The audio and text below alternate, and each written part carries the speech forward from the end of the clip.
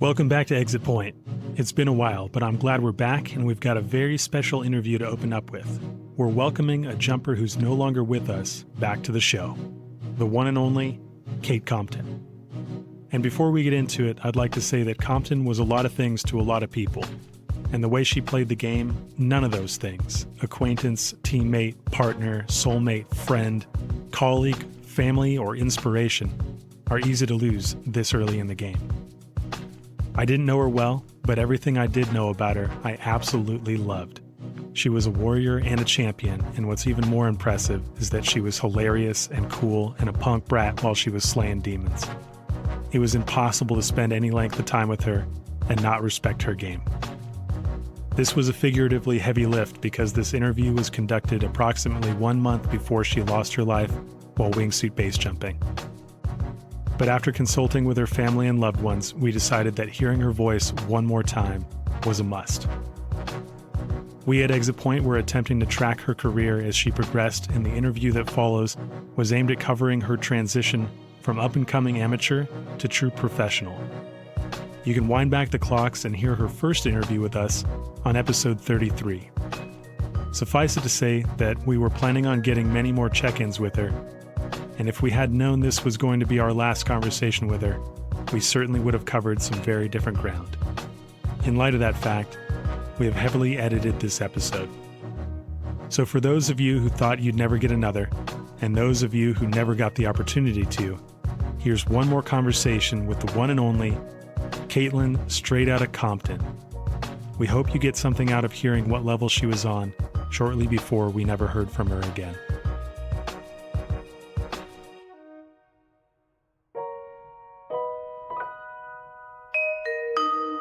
What are your current goals in base jumping?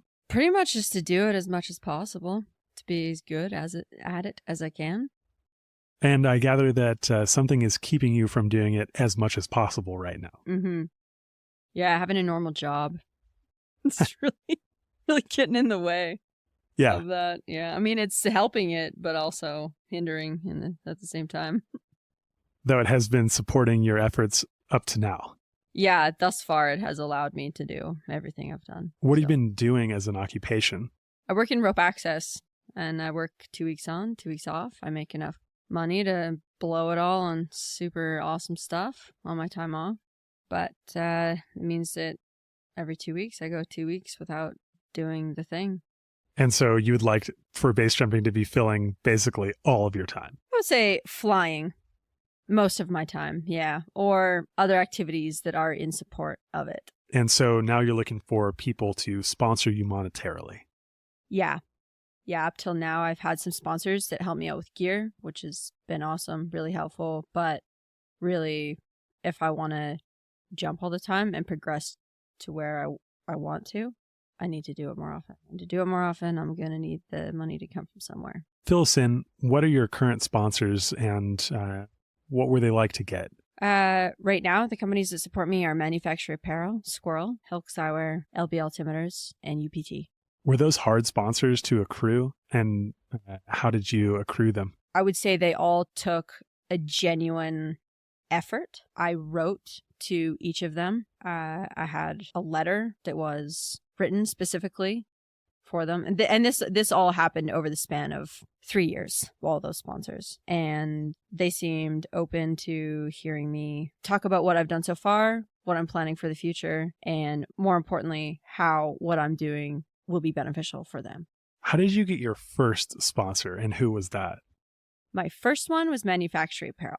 I met the owners, Rob and Shelley, when I lived in Australia, and they were at the 2020 Aussie Nationals that I competed at. And I heard from a little birdie that they were audibly impressed with my scores during the competition. And so I thought, oh my God, I wonder if I hit them up, if maybe they'd be interested, you know? So I really took the time and I wrote out a thoughtful letter to them. And it was a process of a few months for that to really take hold. It was a conversation that went back and forth and making sure that it was the right fit. Yeah, what does that look like? I mean, we're talking to a lot of people that want to eventually get sponsored. And I think the first step is to get somebody within your industry to support you. What was that conversation like? What was the negotiation like?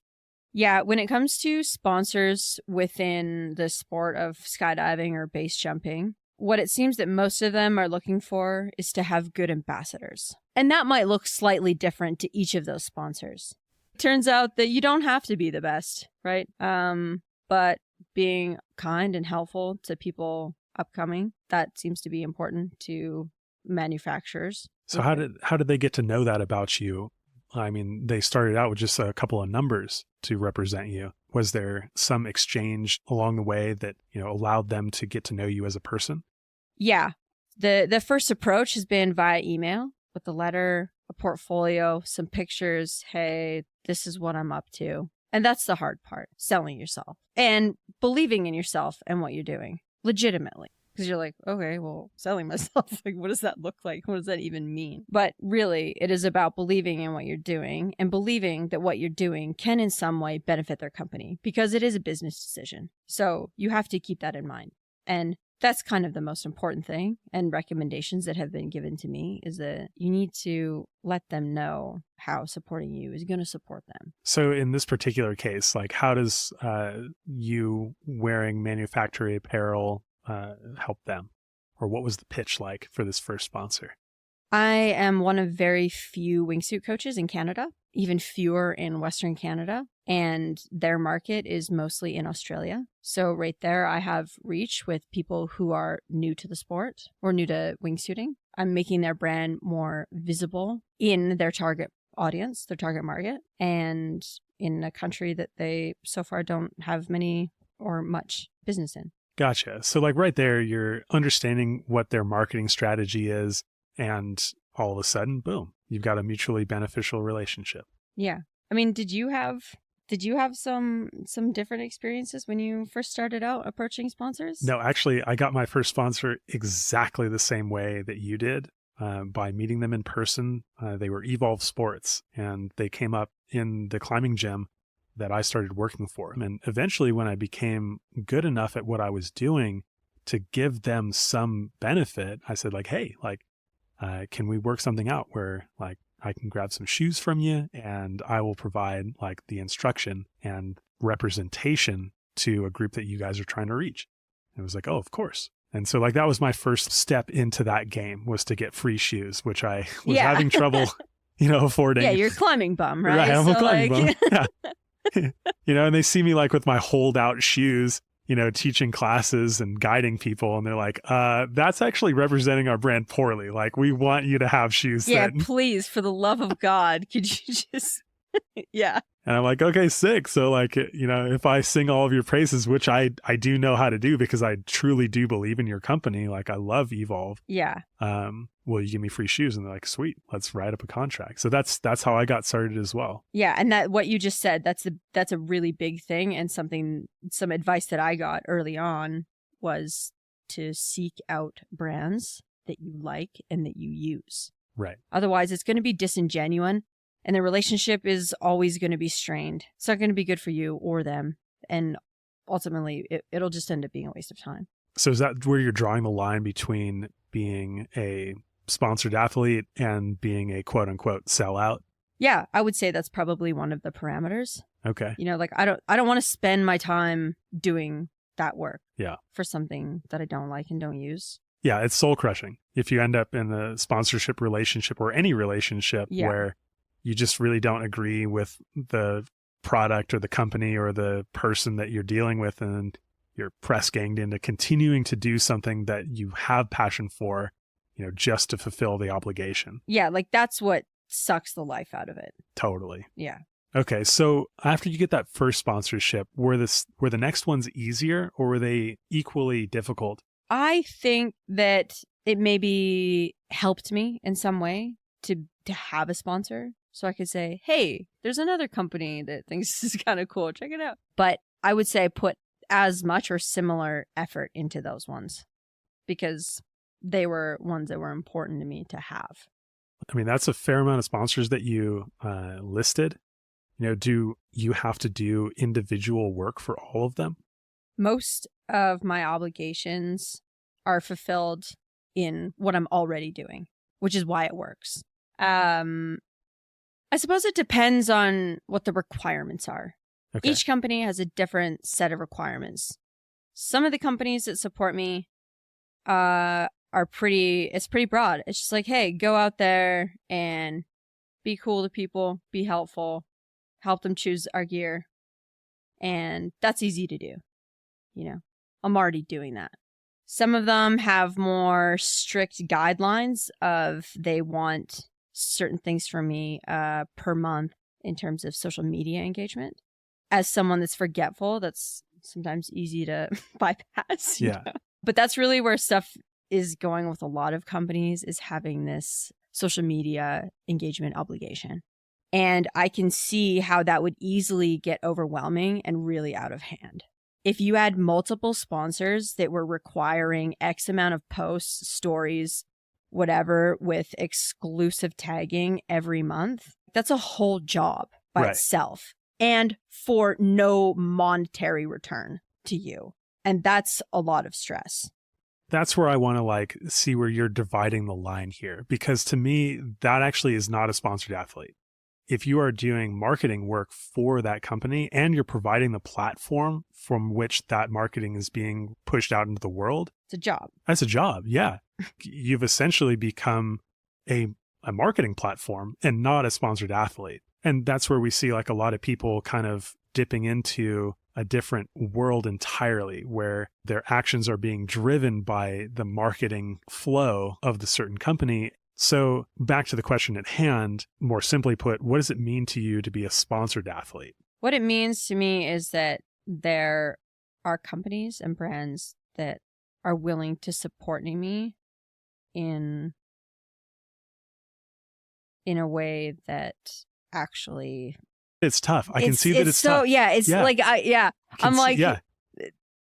And don't feel bad about that, because I think that the term sponsored athlete has been muddied so much over the last several years. You could just hit up any company and say, hey, check out the stuff I do, give me some free shit, and they give you free shit and cool. Does that really mean you're sponsored? I don't know. I guess when I think of someone that's a sponsored athlete, they have reached a certain level of skill and professionalism. Yeah. And that there are companies that support them through that, in a legitimate way.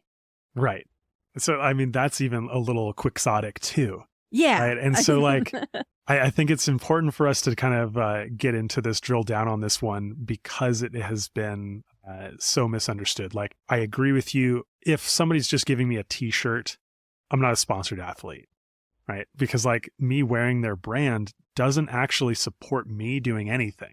Yeah. Now, if they're giving me discounts on products and stuff that will eventually lead to me being able to accomplish my goals in a more meaningful way, then now I'm actually getting support in some way. If now I dip into a different category where they're obligating me to create media specifically for their company, now I'm in a totally different realm.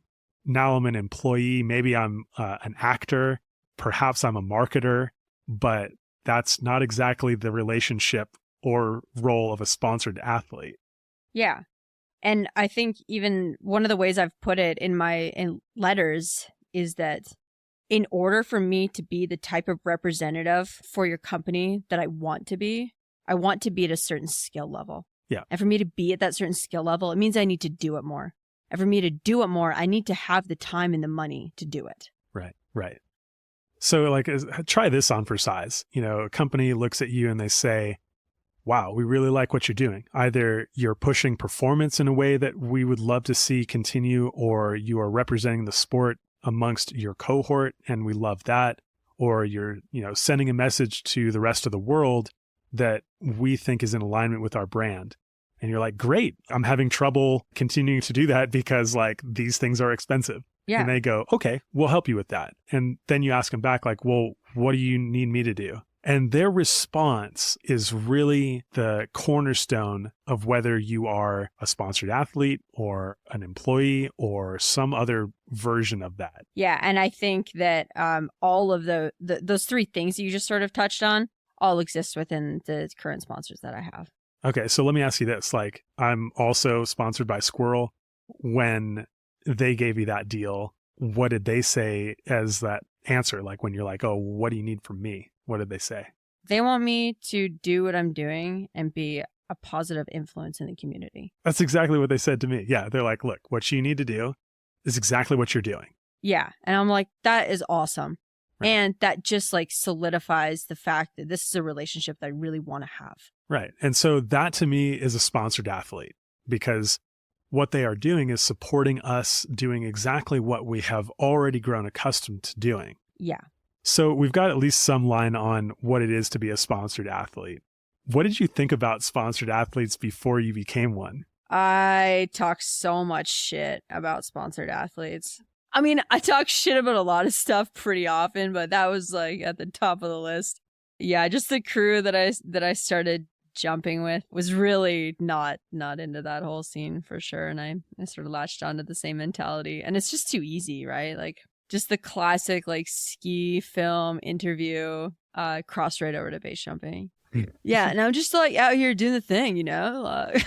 You know, I think I even heard someone once say in an interview that base jumping was a natural progression from snowboarding. Oh, God, now I got to think back and right, like, was it you? That. I mean, I'm sorry. Like, anyone that's listening, if that's you, I mean, sorry, not sorry, but yeah, we made fun of that one quite a bit. Yeah, it's so easy to take the piss on that. And it all just sort of shifted when I started competing. And then people that had nothing to do with jumping started asking me, oh, do you have sponsors? Like in a very innocent way, and in a way that they just sort of expected that I would say yes. Okay. Like, oh, you do this cool thing. Like, of course you would have some sponsors. Yeah. And then I thought, well, shit, maybe someone will.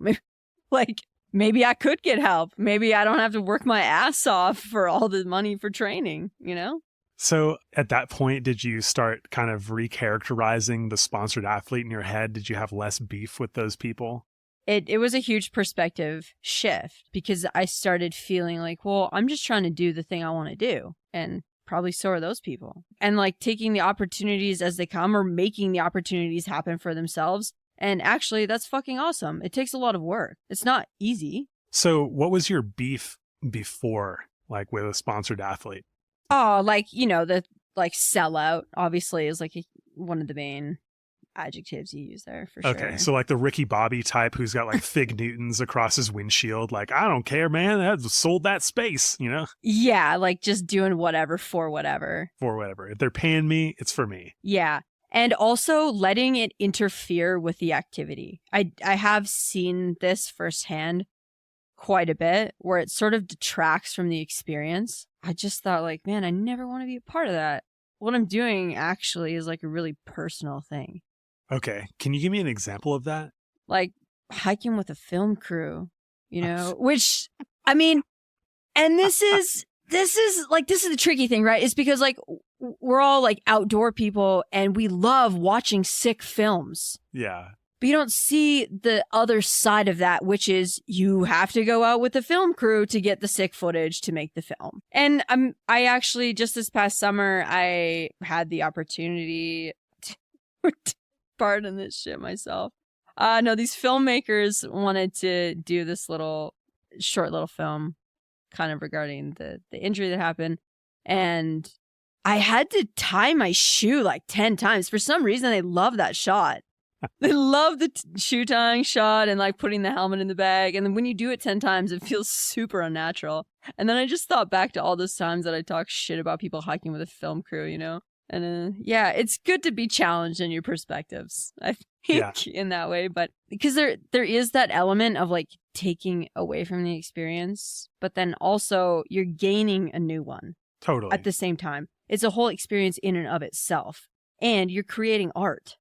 Yeah. That's what filmmaking is. It's an art form.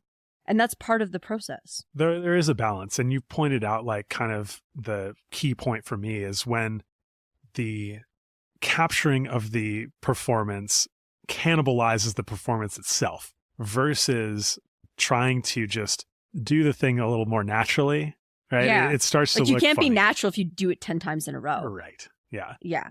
And so at that point, you're like, okay, well, what are we really been doing here? You know? And like, you've had some experience with the filmmaking portion of things. Yeah, totally. And it's a hard world to balance. You know, they have their goals and they have their desires, and it's really tough. I've worked with some really awesome film crews, like the Camp 4 people, amazing filmmakers, and they would not change our directive or our passion or our plans at all to fit what they were trying to shoot. They're like, look, you do you, we will shoot around you. If we don't get what we need, we'll continue shooting on another day, on another time, and we'll make it happen. Yeah. You know? But we are not going to try and subvert what you are already trying to do, because it just wouldn't be as good, you know, at the end of the day. And actually, you and I spoke when this was happening, this filming that I did in Squamish, because I did an interview that I wasn't really stoked about. You know, it didn't feel very natural or genuine. And I talked to you about it. And you said, you know, it's within your power to have it go the way you want it to go. And you need to talk to them and find out, like, what are their goals with it? What do they want to portray? And does it line up with what you want to portray about yourself? Totally. Yeah. I've had that conversation and passed on projects too. One of them was, it was a major network production. We were approached to do, and I kid you not, a project called The Idiots. Yeah. And they were producing this like series about all these extreme idiots. And they're like, okay, so here's what it's going to be like. You guys are insane, right? Okay. So like, you're going to do insane stuff. And then we're going to be like narrating over the top, like of like how crazy and stupid what you're doing is. I'm just like, wow. Absolutely not. But thank you for asking. Yeah. You're probably going to find somebody. It's not going to be me. So how do you avoid that? Yeah.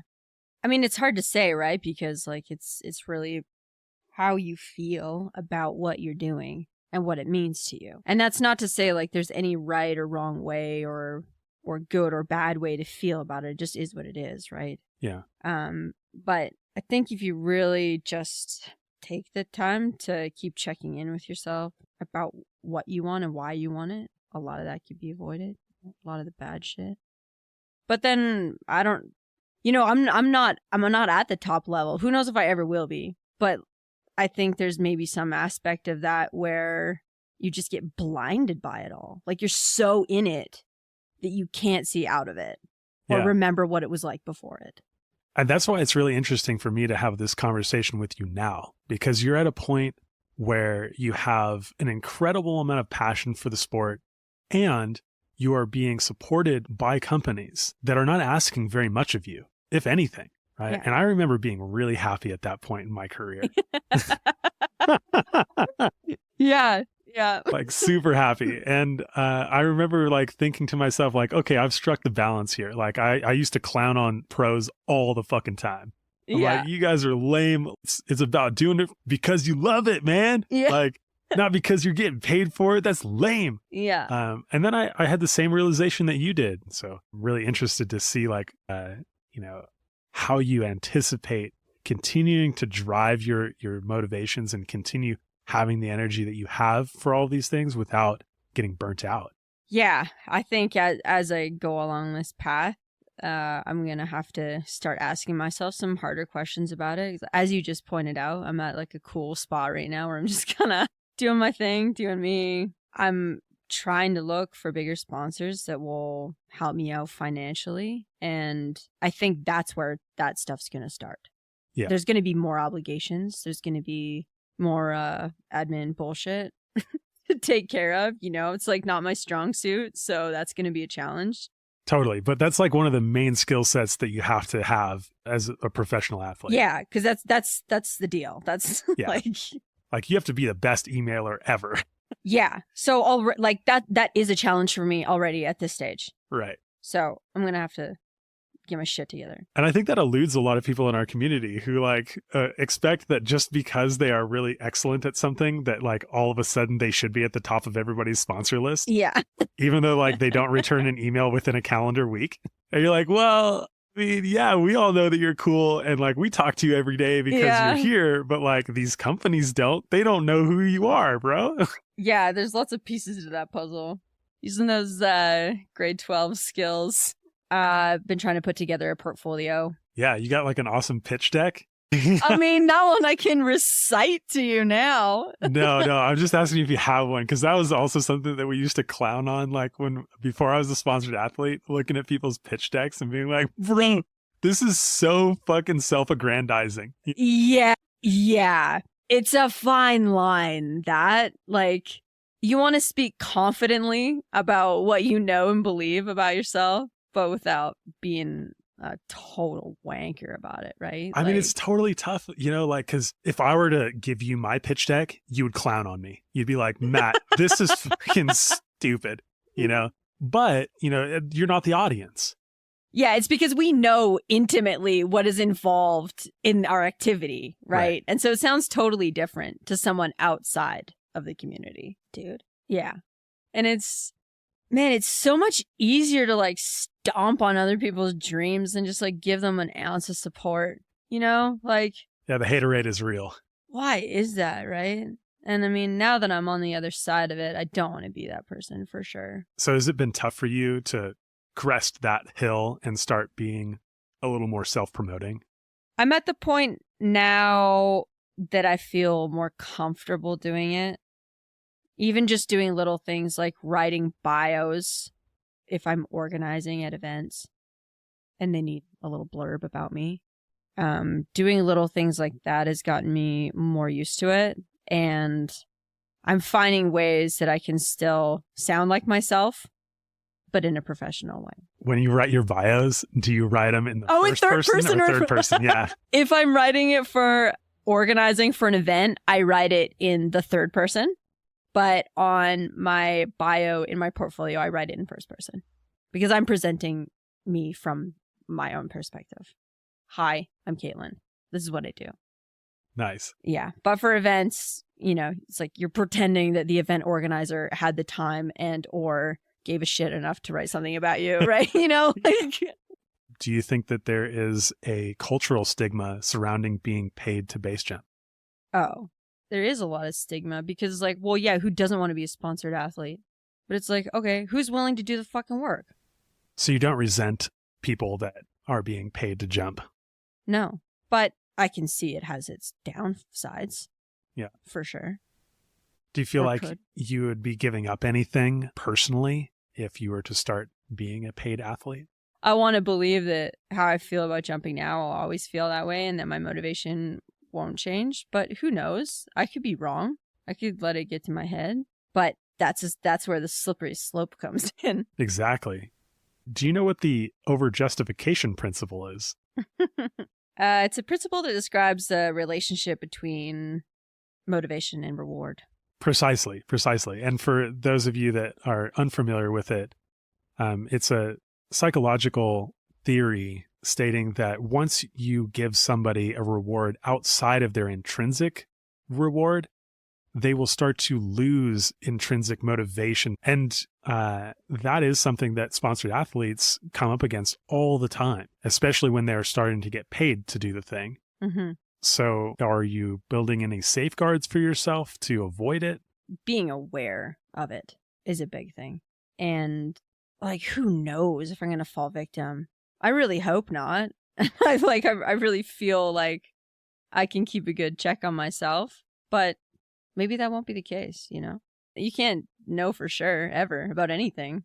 You remarked in another interview or conversation that we were having that like everybody has their price. Oh, yeah. Which, I mean, is true. I do this little test with people sometimes. You just come up with like any random weird, like, how much would it cost for you to do this, XYZ weird thing.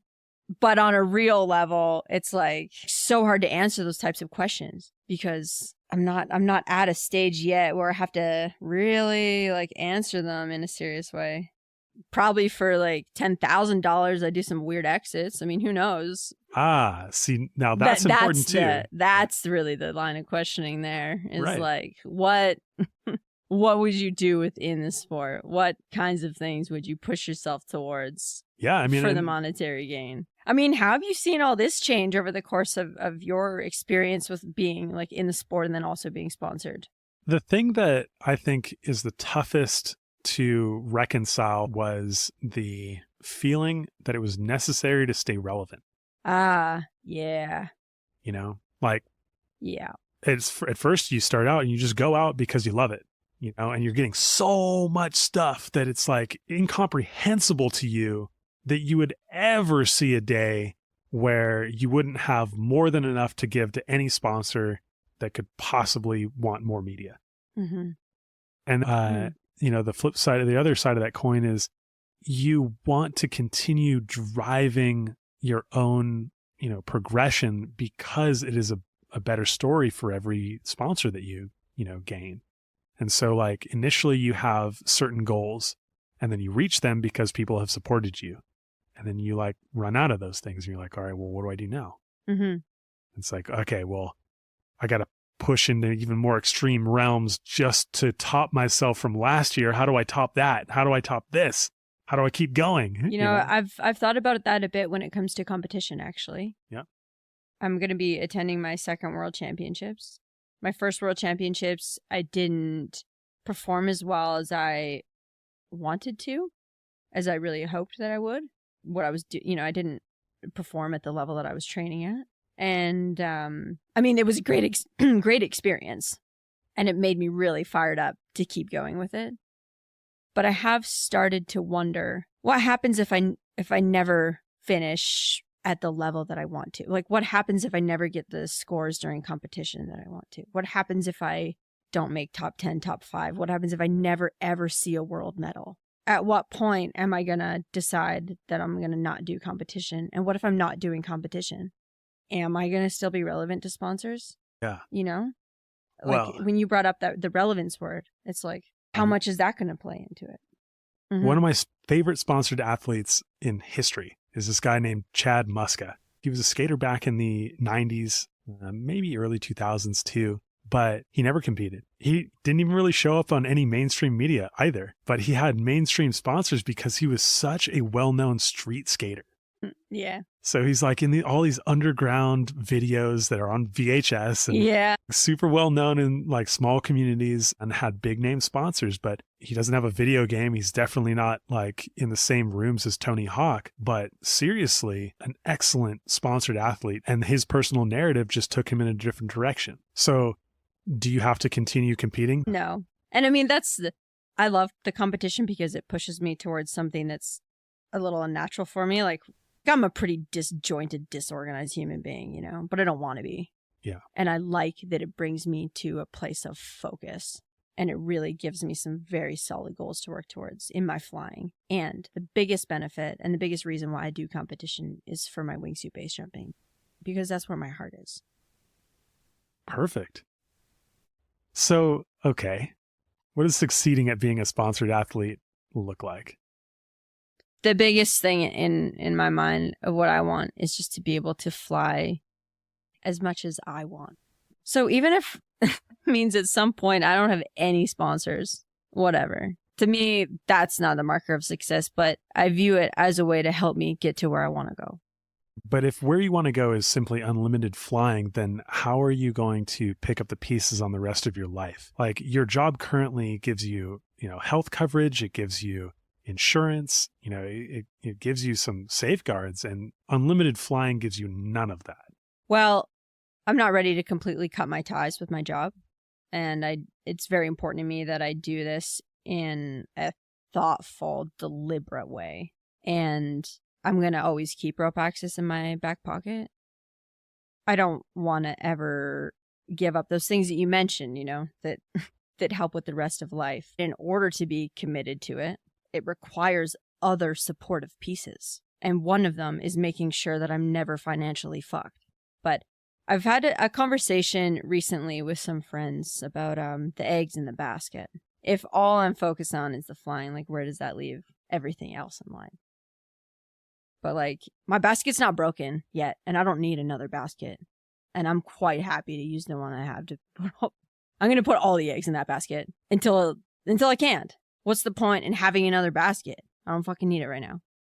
And maybe that is like super irresponsible and no forethought, but those are my terms, the way that I want to live my life, right? So Like, I'm going to be doing my thing flying regardless whoever is in my corner or not. But if you want to be in my corner, that's sick, you know? Yeah. I'll be in your corner too. So speaking of people in your corner, have you gotten any advice from jumpers around you, people that have gone down this road? Have you been seeking out mentorship? And if so, with whom? Yeah. I mean, that's a cool thing about our community, isn't it? Everyone has friends that are sponsored. Like, it's not like basketball or skateboarding or whatever. Well, you're never going to meet your heroes. They'll be at the drop zone, chilling out with you, you know, and you can pick their brains. Some people are cool. Some people like to gatekeep. I'm lucky enough to have some close friends that have a lot of experience with this, very relevant experience, that are happy to share what they know and happy to support me. And they've given me amazing information and guidance. Can you give us a couple of pieces that you've taken to heart? And also, I'd love to hear some pieces that fit into the category of gatekeeping. I'll start with gatekeeping, actually. One, that it's like a pipe dream. It's never going to happen. And you've heard this from people that have actually made it happen? Yeah. How do they justify that statement? It's too hard. They got lucky. That kind of stuff doesn't really happen. Along those kinds of lines, right? I mean, okay, let me agree somewhat here. I will say that all success is part luck. Yes. Absolutely. But you do have to put yourself in a position where you can get that luck. Yeah. But in some way, everything up to that point was a preparation. Exactly. You know, like, you have to be ready to accept opportunities when they present themselves to you. Any other gatekeeping statements that you've heard? Okay. Let's move on to solid advice. Yeah, I mean, lots of it's pretty cheesy, honestly. Like, be yourself, right? But it's true. Yeah. Be creative. Like, broaden the horizon there with people or companies or brands that you want to approach. Like, I just sent an email to the Bank of Montreal. I might never ever hear back from them. They even like say that in their automated response. But that's another thing that I heard a lot from people, is that you have to try a lot. And you might not get responses from a lot of people, or it might not be the response that you want. Back to a couple of questions about where you're at. Mm-hmm. Have you found somebody to mentor you through this process? Yeah, I have. I would say there's two main players in that, two people that I seek advice from pretty often. Who are they? How'd you find them? One of them, Jeff Weatherall, one of my best friends, and Amber Forte. She's been super supportive of me through my recovery and in this journey as well. And how did you approach that relationship with them? You know, how did you get them on your team, so to speak? Jeff was a pro wakeboarder for a long time, big time pro wakeboarder, and he has so much experience with everything from doing interviews to gaining sponsors and how to navigate those waters. That one was really easy, you know, like, hey, Jeff, I'm interested in kind of going down this path. He was super happy to help me straight off the bat. Amber and I actually have talked online quite a bit. We only just met each other in person a few months ago for the first time, but we've talked over the last few years through her recovery and through mine. And that one was pretty easy to approach as well. I just let her know that I was thinking about this, and she's been very open, answering my questions, very supportive. Yeah. Nice. It's great to hear. I feel like it's hard to find people that are sponsored athletes that are willing to help the next generation come up. Oftentimes, like, it seems like a threat. Yeah, exactly. Yeah.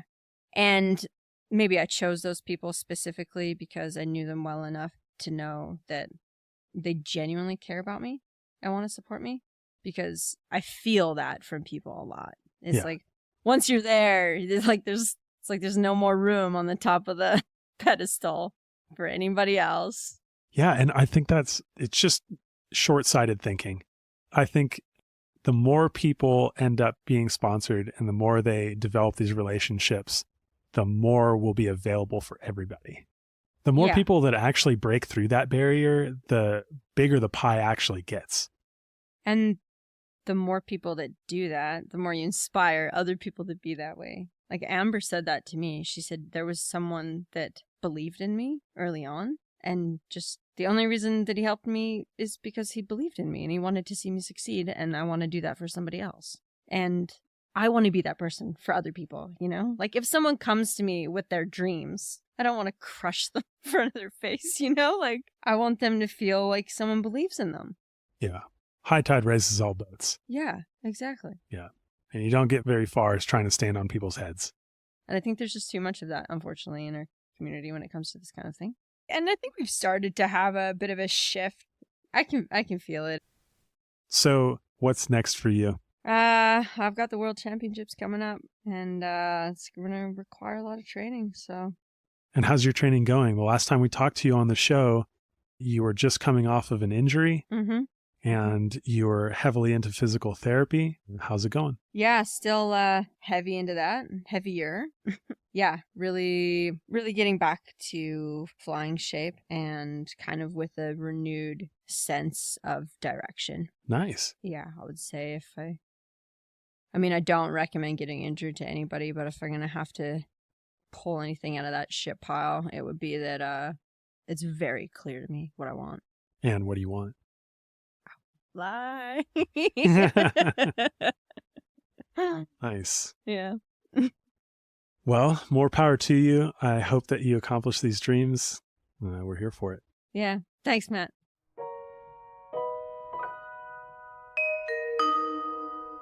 Thanks for joining us on The Exit Point.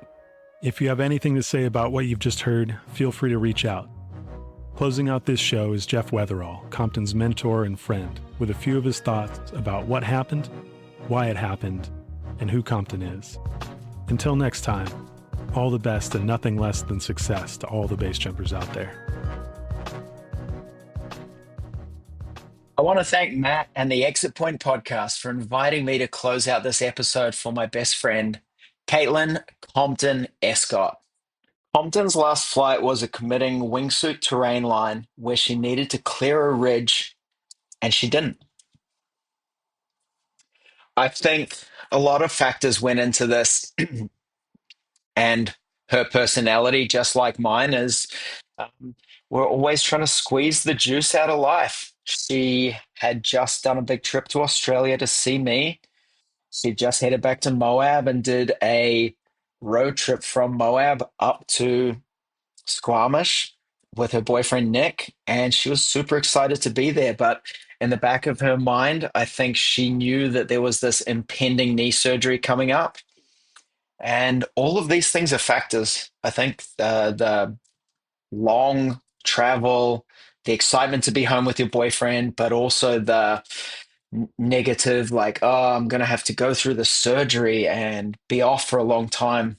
It's something to be said. Lots of people have gone to do, one more jump, or, one more trip before a knee surgery. I've done it myself, and maybe that's not the right frame of mind that we need to be in when we need to be acting at 100% of our capacity to make sure we survive. When I first listened to this interview, I felt proud of her effort, proud of her thought process, proud of her sheer goal-driven determination to be unapologetically herself and to chase her dreams.